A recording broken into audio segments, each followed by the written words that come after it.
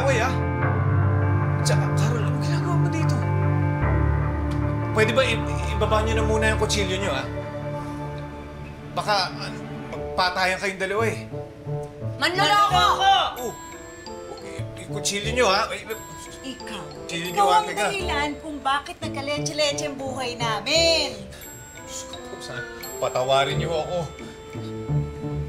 Aray, ano ba? Bakit? Ano ba yun? Saan ka ba yung galing?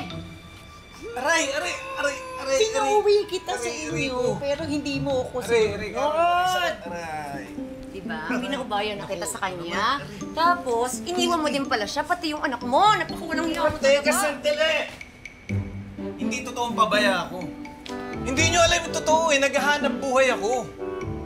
Ano ba kayo? Ang katunayan niyan, stay-in karpintero nga ako, eh. Teka, hindi talaga kayo nag-aaway? Eh, bakit naman kami mag-aaway? Eh, best friend ko na tong si Carol. Nung panahon na wala ka, nagkausap na kami, nagkapatawaran. Pero, alam niyo, humihingi ako ng tawad sa inyong dalawa. Sa'yo, Marie, kasalanan ko talaga kung bakit nasira yung pamilya natin. Sa'yo din, Carol, kasalanan ko kung bakit nasira yung buhay mo. Joey, panatag na yung buhay ko.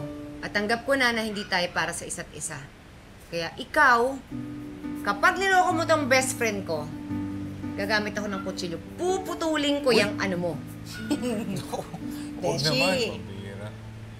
kapag iyanay ng babae ulit, gagayahin kita. Papamigay ko na lamang para hindi sumakit ang ulo.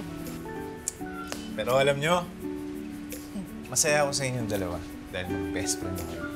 At ako na yata ang pinakamasayang lalaki sa buong mundo. Pwede ba? Ano ba? Alam mo, ang dami-dami mong sinasabi. Marami pa kaming gagawin. Sige, tara. Gusto mo, tumulong na ako dyan, eh. Gusto mo ikaw ang aking tantarin? Huwag naman. O ikaw? Paano makapagtrabaho?